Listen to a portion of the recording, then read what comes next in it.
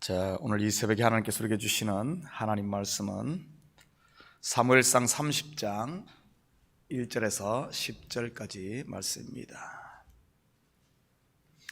사무엘상 30장 1절에서 10절, 저와 여러분이 한 절씩 나누어서 교독하도록 합니다. 다윗과 그의 사람들이 사흘 만에 시글락에 이른 때에 아말렉 사람들이 이미 네겝과 시글락을 침노하였는데 그들이 시글락을 쳐서 불사르고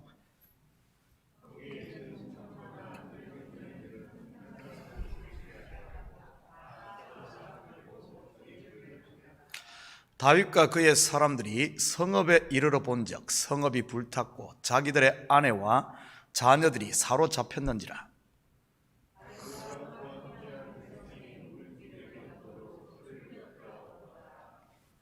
다윗의 두 아내 이스라엘 여인 아히노암과 갈멜 사람 나발의 아내였던 아비가일도 사로잡혔더라.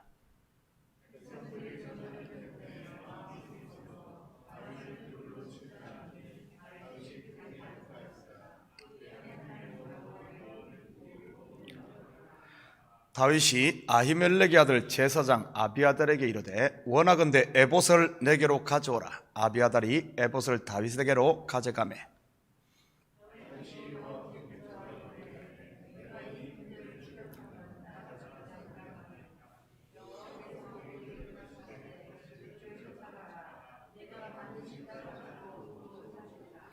이에 다윗과 또 그와 함께한 600명이 가서 버솔 시내에 이르러 뒤떨어진 자를 거기 머물게 했으니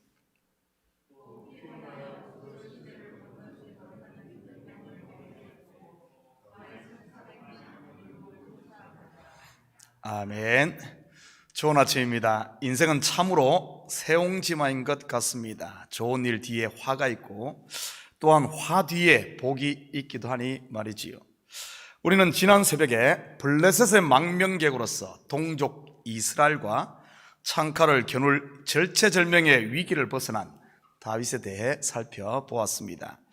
전쟁도 피하고 또한 아기스 왕에게 신임도 얻는 두 마리 토끼를 동시에 잡는 하나님의 해법인 구원의 손길을 말이지요. 바로 자신의 경영을 여호와께 맡긴 믿음의 결과였던 것입니다.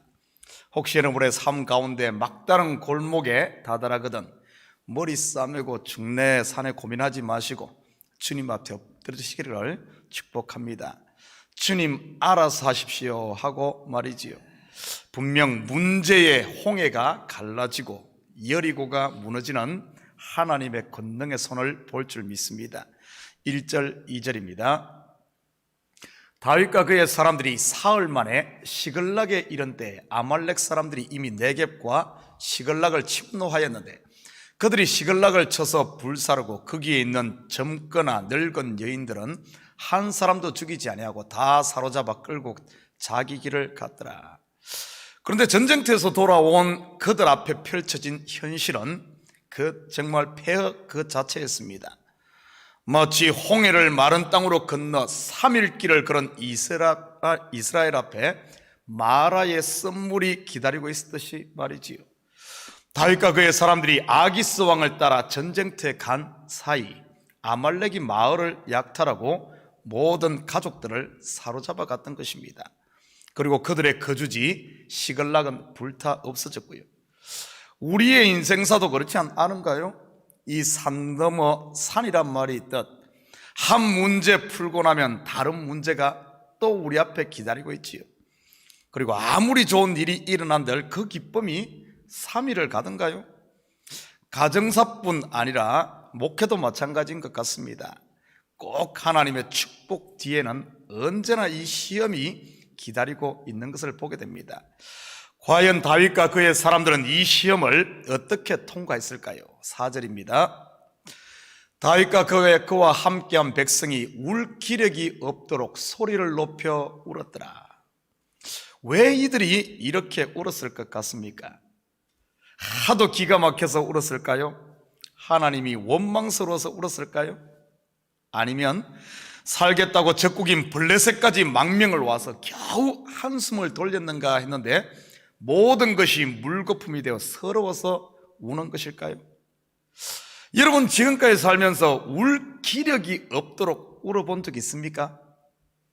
저는 아직까지 이렇게까지 울어본 적은 없는 것 같습니다. 한마디로 원 없이 운 것도 말이지요. 그런데 우는 것도 잘 울어야 합니다. 왜냐하면 어떻게 우느냐에 따라 그 울음이 약이 되기도 하고 독이 되기도 하니까 말이지요. 6절입니다.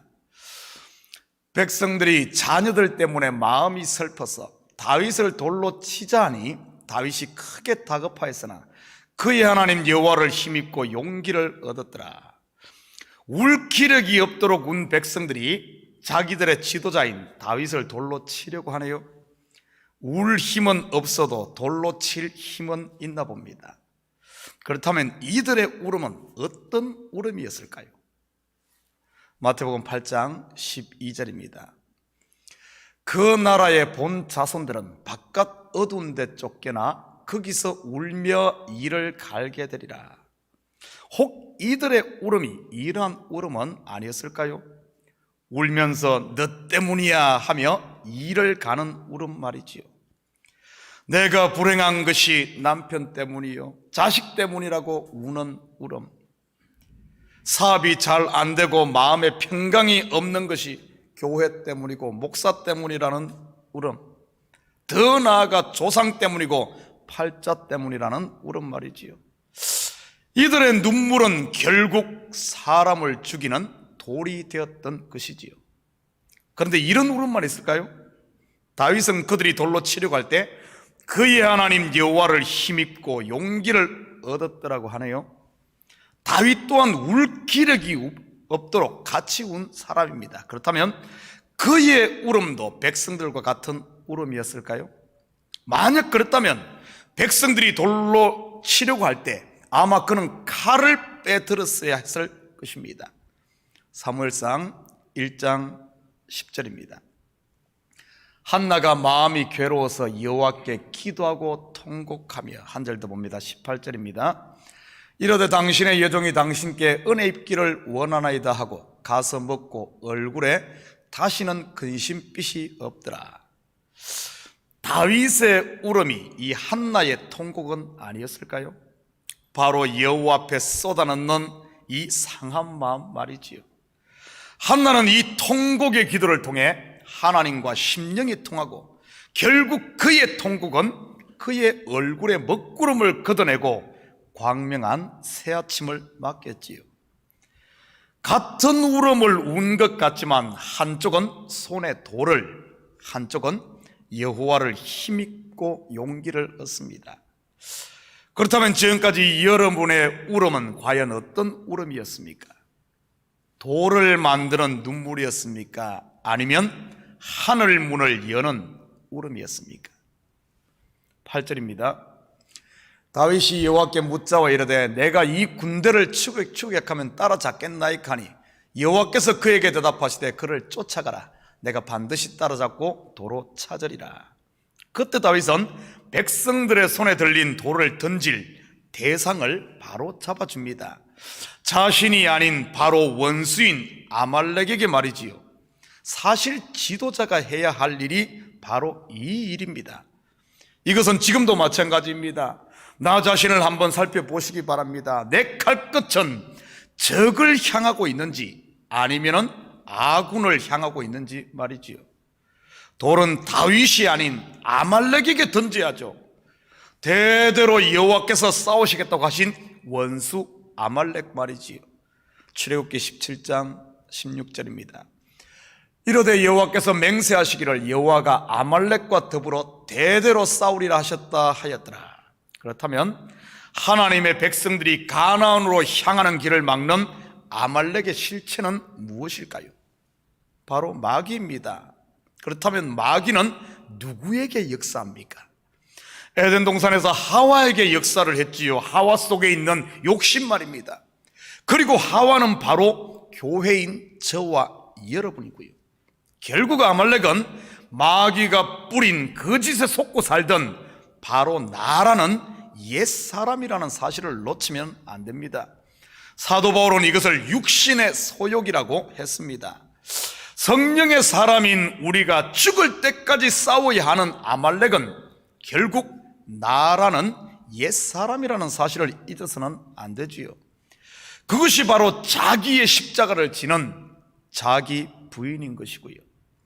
다윗은 제사장 아비아달에게 에봇을 가져오게 하여 하나님께 묻습니다.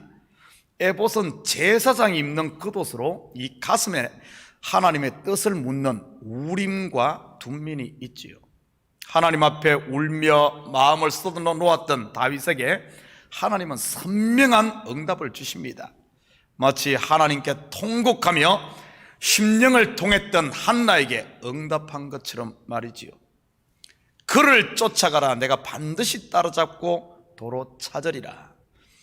분명한 하나님의 뜻, 곧 말씀이 그들 앞에 주어지자 그들은 다시 한번 이 마음을 하나로 모읍니다. 울 기력조차 없었던 다윗의 사람들이 다시 일어나는 것이지요. 사실 알고 보면 교회 안의 분쟁이나 다툼 아니면 열심히 식는 것들의 원인이 바로 이 분명한 하나님의 뜻, 말씀의 부재 때문이 아닌가 생각을 합니다. 다시 말해 복음을 제대로 모르기 때문에 그렇습니다. 나를 위해 행하신 하나님의 그 큰 일, 그리고 나를 향한 하나님의 마음을 안다면 어떻게 잘났다고 하며 싸울 수 있겠습니까?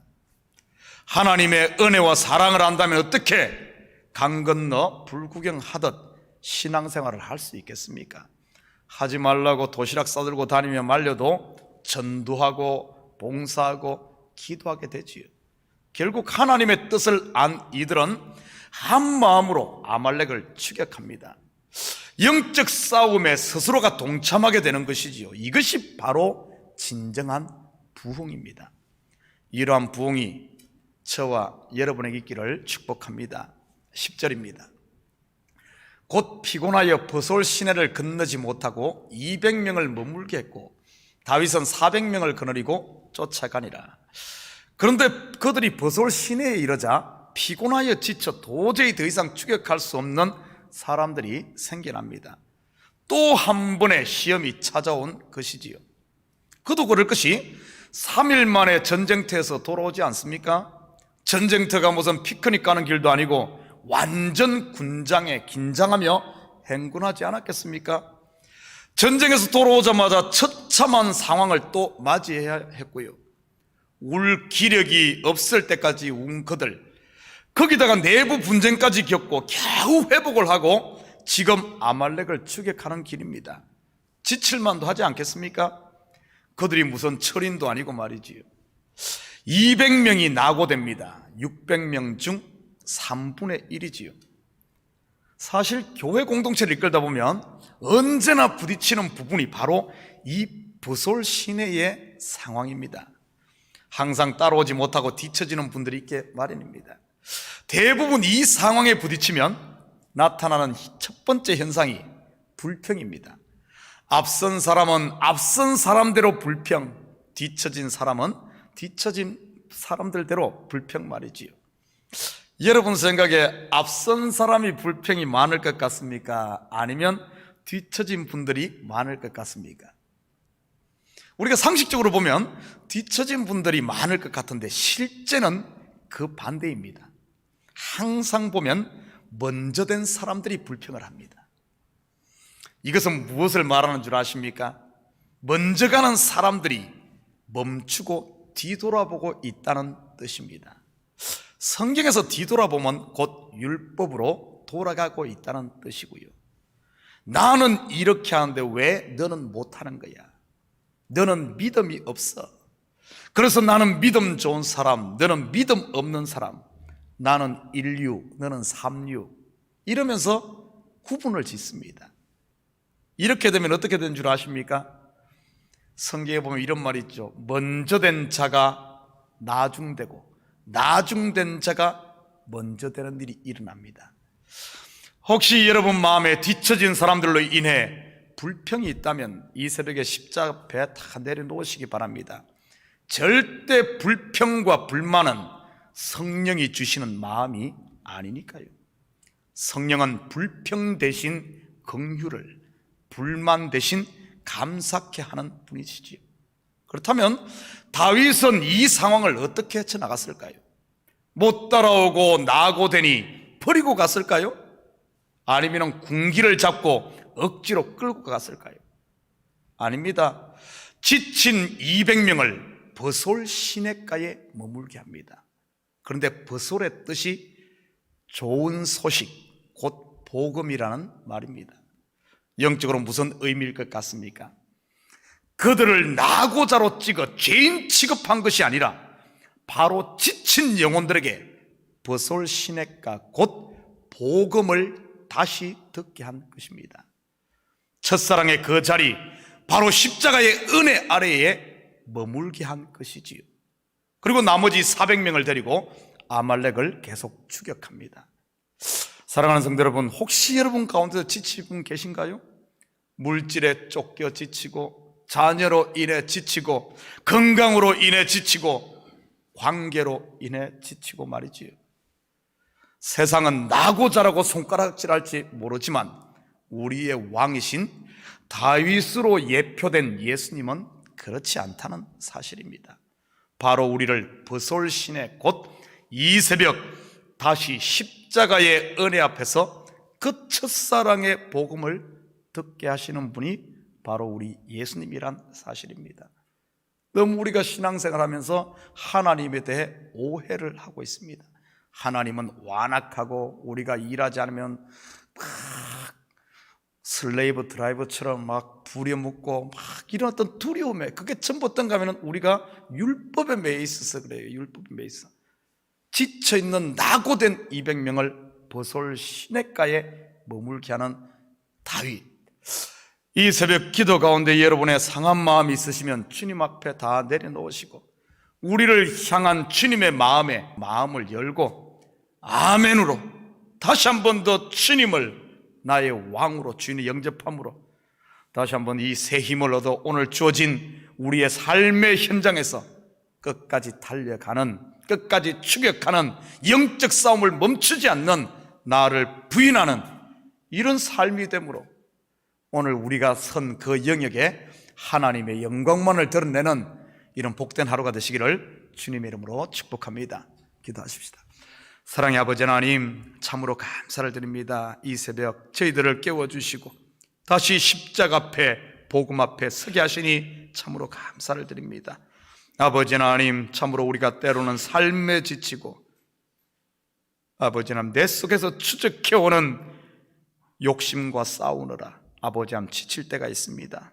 지친다고 해서 아버지 하나님 우리를 낙오자로 찍지 아니하시고 오히려 생명 강가가 흐르는 아버지 하나님 은혜의 복음을 다시 듣게 하시고 우리를 일으키시는 하나님, 이 새벽 우리 마음에 상한 마음이 있다면 주님 앞에 다 쏟아놓고 주님과 심령이 통하는, 그래야 우리가 일어날 때는 다시는 얼굴에 근심이 없는 이런 밝은 빛으로 일어나게 하시고 오늘 아침도 아버지 한 밝은 태양을 맞으며 새로운 하루를 시작하게 도와주시옵소서.